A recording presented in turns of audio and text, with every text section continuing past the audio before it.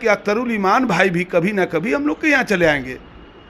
वो भी दावा कर रहे हैं सर, ये मेरा दावा है। हाँ हाँ, वो आ सकते हैं, कोई बड़ी बात है। यहीं से न गए हैं, आरजेडी के मेंबर न बने थे, यहीं से वहां गए। अगर वहां तमाम लोग ठीक ठाक होते आईएम के माननीय विधायक, तो 4 विधायक हमारे साथ कैसे आते? वो तो आप लोग तोड़ लिए सर, तोड़े नहीं, खरीद लिए। वैसे साहब तो आरोप लगा रहे हैं कि खरीद लिए आप लोग। तो लालू यादव की फैक्ट्री से सब लोग जो निकलता है ना, वही नेता बनता है। एआईएम का इस बार जो चुनाव होगा वो अता पता कोई का नहीं चलेगा। उसमें भाजपा के लोग कुछ घुस जाते हैं तो गड़बड़ होने लगता है। अब समय में भाजपा के लोग कैसे घुस जाएंगे? भाजपाई वहाँ जो देखिए वो तमाम लोग लगा हुआ है। बंच ऑफ थॉट के मानने वाले को बहुत नज़दीकी से हम लोग जानते हैं। उवैसी साहब जिस जगह इलाके से जीतते हैं, वो तमाम जो है कांग्रेस से। अख्तरुल ईमान साहब क्या हैं?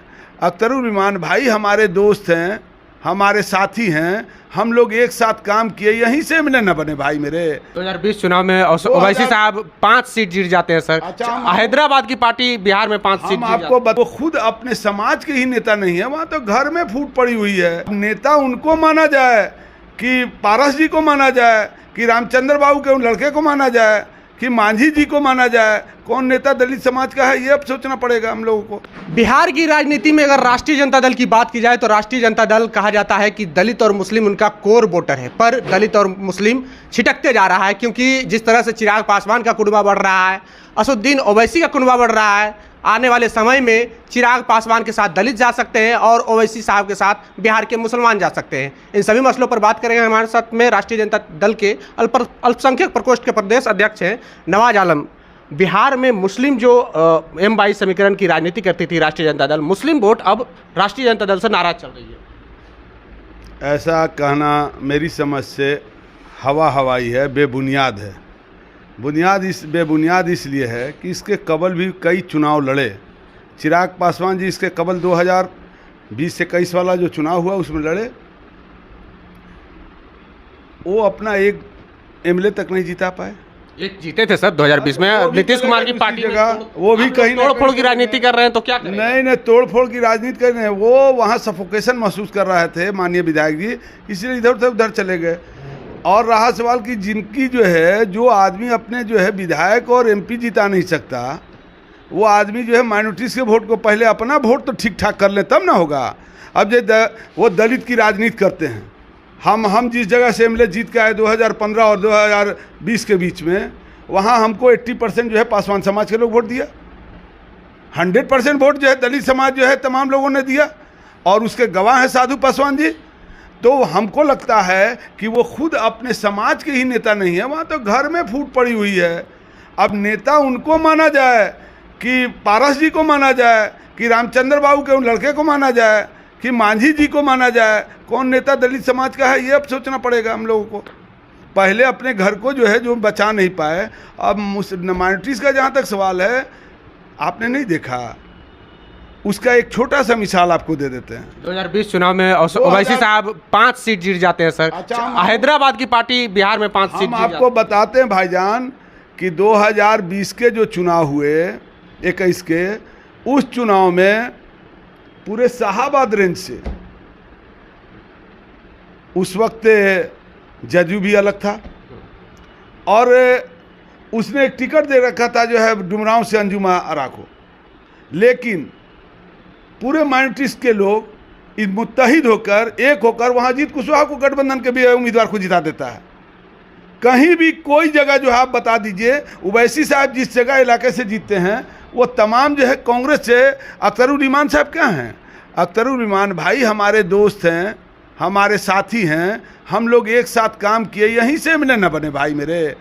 यही तस्लीमुद्दीन साहब जो हमारे जो है नेता, उन्होंने टिकट दिया, एमएलए बने, नेता आज कहला रहे हैं। तो इसी फैक्ट्री से निकलकर, लालू यादव की फैक्ट्री से सब लोग जो निकलता है ना, वही नेता बनता है। वास्तविकता तो ये है ना सर कि ओवैसी साहब का कुनबा बिहार में बढ़ते जा रहा है, कहीं ना कहीं माइनॉरिटी उन पे भरोसा कर रहा है, और आने वाले समय में 2024 के लोकसभा चुनाव में, 25 के विधानसभा चुनाव में ये तो प्रभाव दिखेगा। अगर कुनबा उनका बढ़ता तो 5 जो सीट जीत के आए, वो कोई आरजेडी से लड़के नहीं जीत के आए, कहीं जदयू से जीते, कहीं कांग्रेस से। अमनौर सीट किसकी थी? हाजी मस्तान साहब वहाँ चुनाव लड़ते थे, 10 बार 8 बार से जीत रहे थे।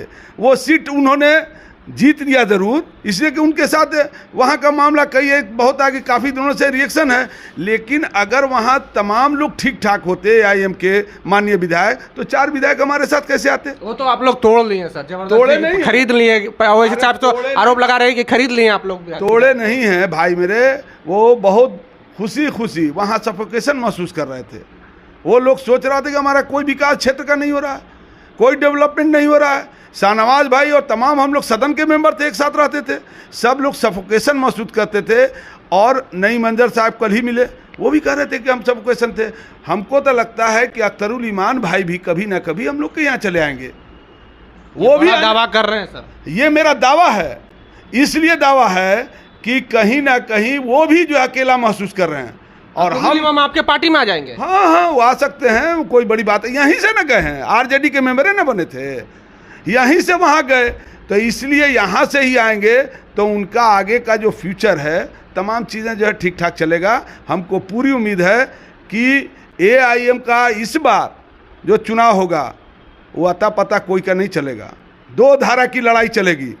एक धारा है जो बंच ऑफ थॉट के मानने वाले लोग हैं, जो मनुष्य स्मृति को मानने वाले हैं, जो लोग किसान विरोधी हैं, जो लोग बेरोजगार विरोधी हैं, जो महिला विरोधी हैं, जो है तमाम जो बैक बेंचर समाज के विरोधी हैं। एक धारा वो रहेगी और दूसरी धारा में रहेंगे सामाजिक न्याय की लड़ाई लड़ने वाले आदरणीय लालू यादव की टीम रहेगी।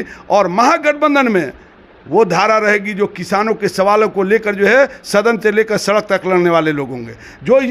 जो हमारे माननीय उप मुख्यमंत्री ने अपने जो एजेंडे में कहा था कि हम जो है 10 लाख लोगों को रोजगार देंगे, आज देख रहे होंगे तमाम जो है वैकेंसी निकल रही है। छात्रों पर लाठीचार्ज होती है सर, शिक्षक अभ्यर्थियों पर लाठीचार्ज होती है बर्बरतापूर्वक। उसमें भाजपा के लोग कुछ घुस जाते हैं तो गड़बड़ होने लगता है। अब समय में भाजपा के लोग कैसे घुस जाएंगे? भाजपाई वहाँ जो देखिए वो तमाम लोग लगा हुआ है। बंच ऑफ थॉट के मानने वाले को बहुत नज़दीकी से हम लोग जानते हैं। यही बताइए सर, शहाबुद्दीन परिवार नाराज चल रहा है, RJD से बहुत बड़ा नुकसान होने वाला है, उसका फ़ायदा ओवैसी साहब उठाने जा रहे हैं, चिराग पासवान उठाने जा रहे हैं। शहाबुद्दीन साहब कोई नाराज़गी नहीं है। उस दिन देखे होंगे स्थापना दिवस में हमारे नेता जो है ना, उन्होंने कहा कि शहाबुद्दीन साहब हमारे पार्टी के फाउंडर मेंबर हैं। मतलब नेता का है यहाँ, वो पारिवारिक मामला है, थोड़ा कटुता रहती है, सब आपस में ठीक ठाक हो जाएगा। 2024 में 2 धारा ही रहेगी। एक धारा रहेगी बंच ऑफ थॉट के मानने वाले जो किसान विरोधी हैं, युवा विरोधी हैं, महिला विरोधी हैं, सामाजिक न्याय के विरोधी हैं। दूसरी धारा रहेगी जो सामाजिक न्याय की धारा को मजबूत करने वाले लोग होंगे, जो किसानों के समर्थन में खड़े हैं, जो रोजगार युवाओं के समर्थन में खड़े हैं, अकलियतों के संबंध में खड़े हैं, तमाम बैक बेंचर समाज के पक्ष में खड़े हैं। वो धारा रहेगी और आर पार की लड़ाई होगी। जहां 67% एक तरफ होगा, हिंदुस्तान में जो है 18 पार्टी एक तरफ आया। और अभी जो वैसे ये नरेंद्र मोदी जी जो सत्ता में काबिज हैं 33% लेकर 67% एक तरफ है। जब 67% एकजुटता हुआ तभी ना देख रहे हैं कि मध्य प्रदेश में उन्होंने जो है क्या सगुफा छोड़ा। सगुफा ये छोड़ा कि हम यूनिफॉर्म जो है सिविल कोड लाने का काम करेंगे, UCC का लाएंगे। वो क्या है? जब इस मुल्क के लोगों को लड़ाने के लिए उन्होंने 370 को हटाने का काम किया। वो आप जो है कहीं जो है राम मंदिर के जो है मंदिर बनाने के मामले में लोग सोचे थे कि यहाँ अल्पसंख्यक समुदाय रोड पर रहेगा। पूरी साबरीन की तरह डेमोक्रेसी में विश्वास रखते हुए, न्यायालय पर विश्वास रखते हुए उन्होंने न्यायालय के फैसले को गर्दन में लगाने सराखों पर लगाया। तो यूनिफॉर्म सिविल कोड ये उनका एक हथकंडा है 2024 के चुनाव में। लेकिन ये वो नहीं जान, यूनिफॉर्म सिविल कोड पे अलग से बात करेंगे। तो हमारे साथ में थे डॉक्टर नवाज आलम, जो कि राष्ट्रीय जनता दल के अल्पसंख्यक प्रकोष्ठ के प्रदेश अध्यक्ष हैं। और बिहार में जो राजनीति चल रही है, असदुद्दीन ओवैसी बहुत बड़ा फैक्टर माना जा रहा था। वहीं दलित और मुस्लिम कहा जा रहा था कि चिराग पासवान से नाराज चल रहे हैं, ये आने वाले समय में थर्ड फ्रंट या भारतीय जनता पार्टी के साथ जा सकते हैं। डॉक्टर नवाज आलम ने कहा कि जो AIM के प्रदेश अध्यक्ष हैं अख्तरुल इमाम, वो हमारे राष्ट्रीय जनता दल में आ सकते हैं, इनसे इनकी व्यक्तिगत संबंध अच्छी है। बहरहाल AIM प्रमुख जो प्रदेश अध्यक्ष हैं डॉक्टर अख्तरुल इमाम, वो कितना सहमत होंगे आने में, कितना सहज महसूस करेंगे राष्ट्रीय जनता दल में, ये आप अपनी प्रतिक्रिया कमेंट बॉक्स में जरूर दें। बने रहें जोहार हिंद के साथ। जय भीम, जय भारत।